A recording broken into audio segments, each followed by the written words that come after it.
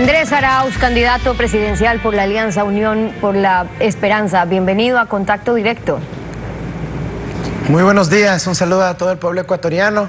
Todavía estamos animados por este triunfo y listos para enfrentar este desafío en segunda vuelta. Buenos días también. Usted es el candidato seguro para esta segunda vuelta. ¿Con quién entrará? Está por definirse con un resultado tan apretado. Ayer el expresidente Correa decía que en la costa Lasso supera ampliamente a Yacu, que Yacu bajará cerca del 19.49, Lasso subirá cerca del 19.73 y que la final será Arauz-Lasso. Eso pregunto, porque prefieren competir con Lasso y no con Yacu. No, nosotros vamos a acatar la decisión del pueblo ecuatoriano, indistintamente de quién vaya en segundo lugar. Nosotros hemos tenido una diferencia amplia de cerca de 13, 14 puntos sobre el segundo, quien quiera que sea. Y estamos muy animados de poder seguir compartiendo nuestras propuestas con todo el pueblo ecuatoriano y de plantear un programa de unidad nacional.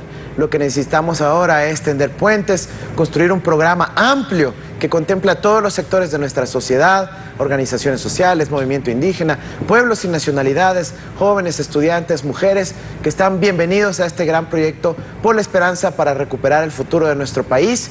Y estamos listos para dialogar en la calle, en el pueblo, en todo lado, con la ciudadanía para construir estas propuestas que permitan lograr recuperar finalmente la patria. Ahora, esa amplia diferencia se da en una primera vuelta con una proliferación de candidatos, digamos 16 de ellos que ya podrían unificar su voto para una segunda vuelta. ¿No reconocen que quizás la tendrían más difícil con Yacu Pérez, o cuál es el escenario sabiendo que se viene una segunda vuelta con la votación?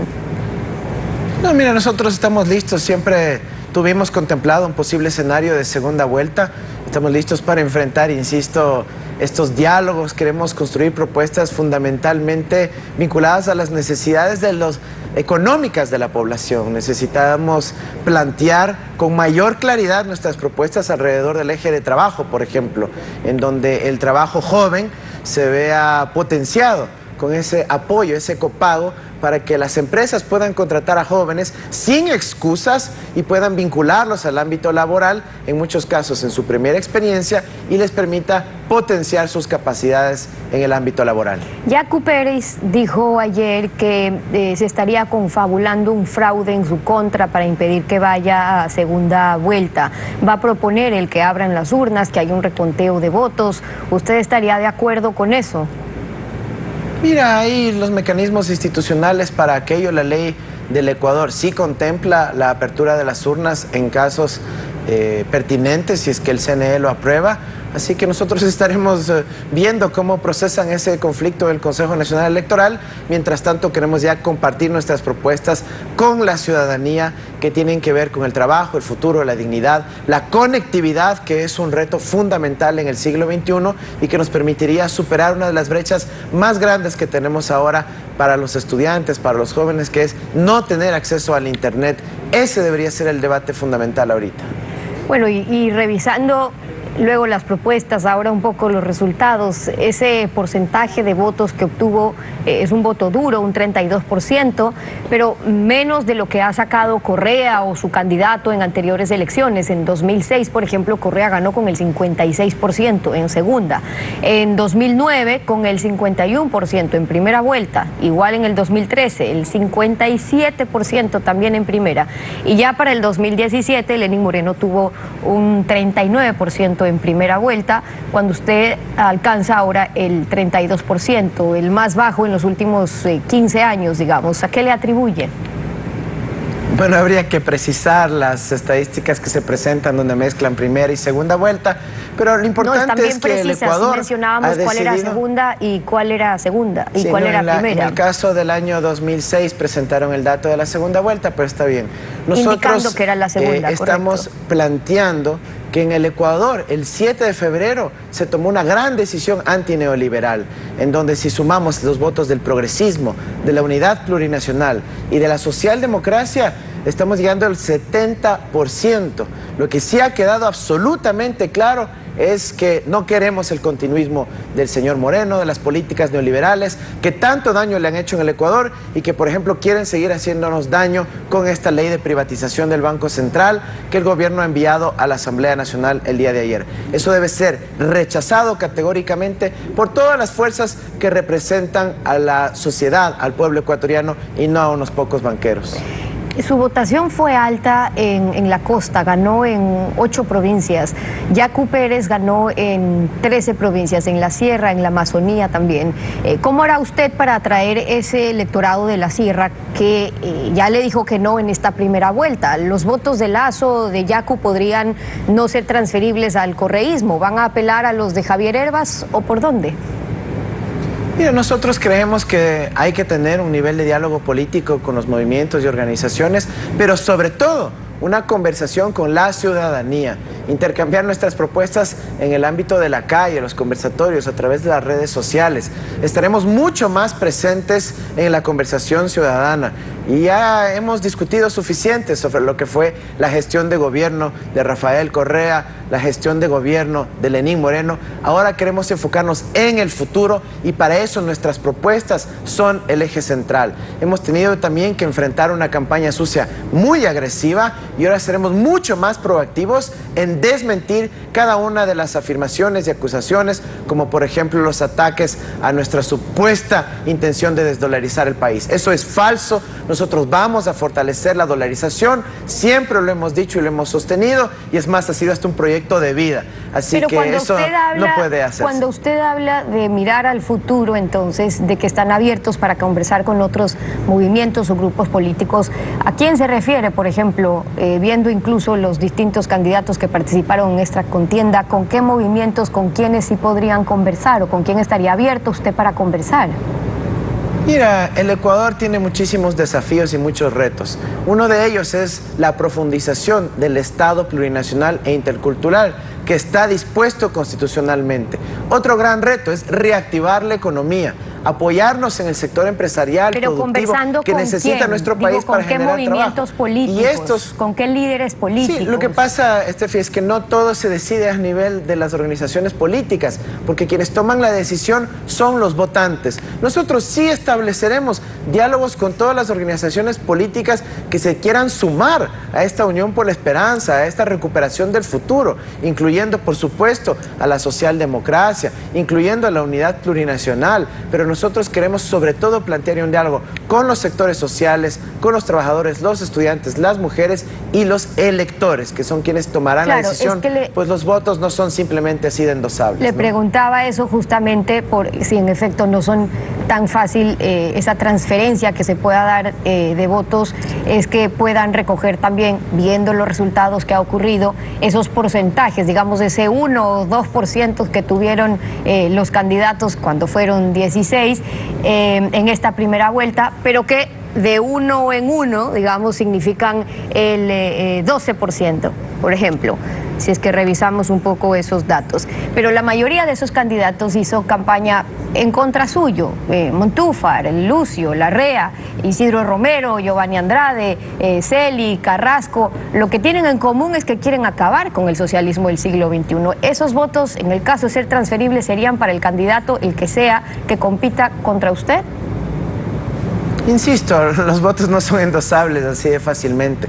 Los ecuatorianos tenemos un reto fundamental y es superar la crisis económica, la crisis sanitaria que estamos viviendo, y para eso se necesitan políticas económicas concretas, que es nuestro fuerte: generar trabajo, generar salidas económicas a esta crisis, dotar al país de una vacuna que permita restablecer la dinámica social, cultural, económica, productiva de nuestra patria y de esa manera avanzar. Si el resto de candidaturas piensa que alrededor de esto podemos lograr un gran acuerdo, es poder hablar con la ciudadanía, con los ciudadanos, y ahí tenemos unas grandes señales que nos van a permitir tener una victoria contundente en la segunda vuelta, porque los ecuatorianos ya quieren salir del continuismo del señor Moreno. Aquí necesitamos un cambio fundamental y eso lo garantiza la lista 1 con Unión por la Esperanza. Esa será su apuesta entonces. Ahora, el resto de candidatos, hablando de los ofrecimientos, han criticado su oferta de campaña 1000 de una, es decir, entregar $1000 a 1 millón de familias como si se tratara,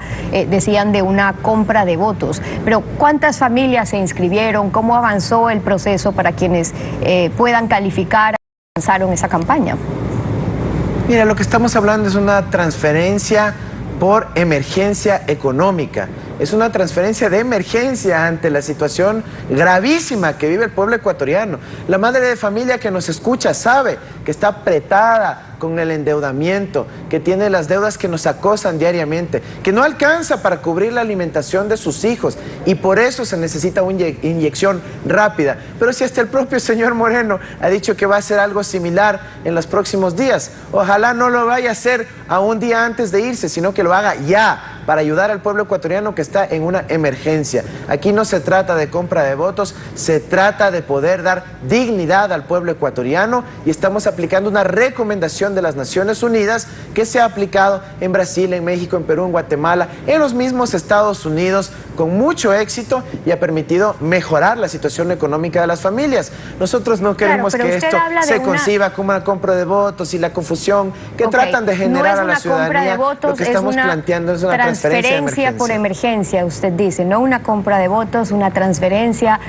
por emergencia y países. Ahora, lo distinto aquí es cuál es la situación económica de nuestro país. Si bien el presidente Moreno lo puede ofrecer, muchos lo pueden ofrecer, de hecho podría resultar hasta fácil ofrecer 500, 1000, 1500, 2000, sería ideal, pero ¿de dónde se va a financiar o cómo se lo va a pagar? Pregunto, para el financiamiento, ¿sigue considerando la opción de usar dineros del Banco Central? Porque el eco que fue ahí, en cambio, o la reacción más bien es que eso pertenece a los depositantes del sistema bancario, que son privados. ¿O cómo lo financiará? Pregunto, porque ayer los bonos en dólares del Ecuador, por ejemplo, se desplomaron, el riesgo país a tope, y eso podría ser normal ante la incertidumbre electoral, pero las posibilidades de acceder a financiamiento, si no le gusta el FMI, ¿por dónde serían? Mira, nosotros lo hemos dicho una y otra vez, el Ecuador sí tiene recursos, sí tiene dinero actualmente. El gran problema es que no hay la prioridad correcta. Por ejemplo, en diciembre se recibieron 2.000 millones de dólares por parte del Fondo Monetario Internacional y en vez de utilizar ese dinero para igualarse en las deudas con los gobiernos locales, en apoyar a la producción de nuestro país, en generar trabajo en el Ecuador para las familias ecuatorianas, lo que hizo el gobierno fue prepagar nuevamente 1.200 millones de dólares en deuda. ¿Qué sentido tiene ese? Recursos sí hay, lo que no están en orden son las prioridades. Se está enviando la plata afuera, se está pagando a los banqueros y no se está cumpliendo su principal obligación, que es atender al pueblo ecuatoriano. Esa es la gran diferencia que estamos planteando nosotros, una política económica orientada a la familia ecuatoriana que nos está escuchando. Ok, cuando usted dice recursos sí hay, se refiere a maneras de acceder a financiamiento hay, porque sabe que financiamiento necesitamos, ¿verdad? Por eso digo, con el déficit que estamos manejando y que usted bien conoce, por eso digo, cuando piense en financiamientos, entonces, ¿hacia dónde? No va a ser otra vez con China comprometiendo el petróleo a precios que les convenía solamente a los intermediarios como se hizo en el pasado. Mira, nosotros vamos a acceder a distintas fuentes de financiamiento, pero la principal es las propias fuentes que tiene el Estado ecuatoriano. Nosotros tenemos recaudación tributaria que puede mejorar muchísimo más. La CEPAL estima en 2.5 puntos del PIB. Simplemente cerrando la evasión tributaria y cobrando a los que hay que cobrar. Si aquí lo que ha habido es una política de perdonar impuestos, de exonerar impuestos a los grandes grupos económicos, ha habido la facilidad para evadirlos y llevarlos al exterior, cuando lo que tiene que haber es un verdadero control a los grandes grupos económicos. Tiene que haber una política de acceder a los recursos propios que tiene el Estado ecuatoriano, pero que los tiene depositados en el exterior. Ahora, dinero ese tiene que resulta, volver al Andrés, país cuento casi e invertirse para generar trabajo en el Ecuador. Ese resulta casi que cuento de nunca acabar. La exención de tributos, que se lo hizo también el gobierno de Correa, también con este gobierno, o la intención de repatriar capitales, que tampoco ocurrió. Es decir, si no se lo hace ahora, tampoco se lo hizo con el gobierno de Correa. ¿Qué le hace pensar que ahora sí lo podrán hacer? Eso no es correcto. Yo mismo estuve en el Banco Central cuando fomentamos la repatriación de cerca de 2.500 millones de dólares a través del coeficiente de liquidez doméstica.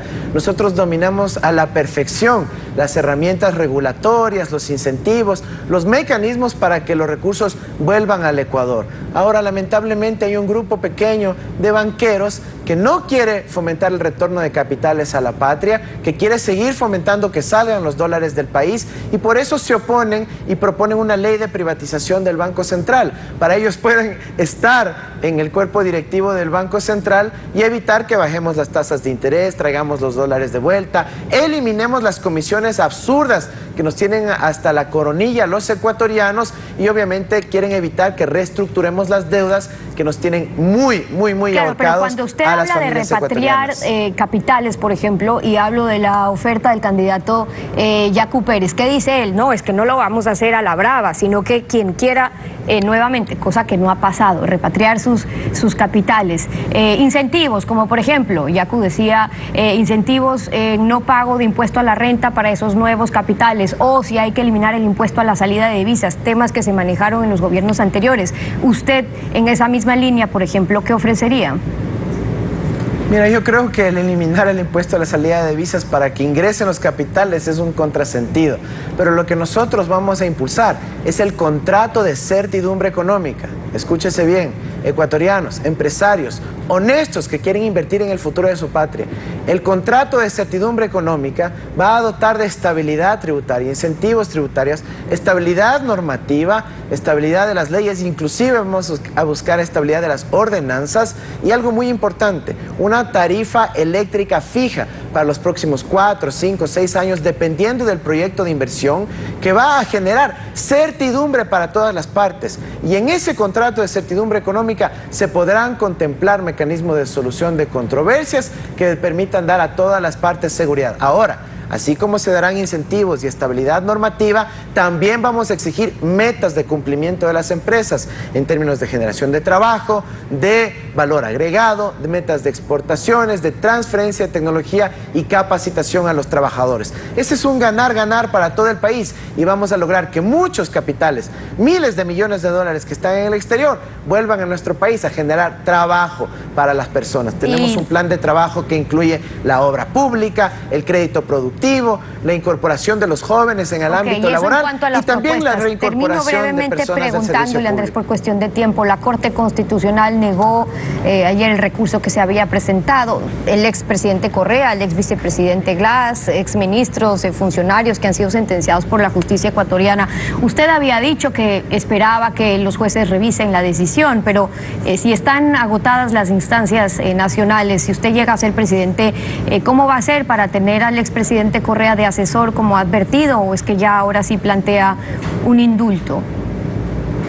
Mira, no se han agotado las instancias porque en el ámbito penal hay dos recursos adicionales, que son el recurso de revisión, el recurso de fraude procesal, si es que lo decide otro juez, y esos pues están ahí vigentes, ¿no? Se podrán aplicar más adelante si así lo desean las personas involucradas. Pero ahora nuestra prioridad no es estar analizando el pasado, sino pensar en el futuro. El Ecuador tiene muchos desafíos y retos por delante, tiene una crisis económica y social que nos vamos a comprometer a resolver, y aspiramos que la mayoría de los ecuatorianos entiendan que esa es nuestra prioridad de corto plazo, esa es la prioridad que tenemos de forma inmediata, resolver la crisis económica, la crisis de salud que estamos viviendo.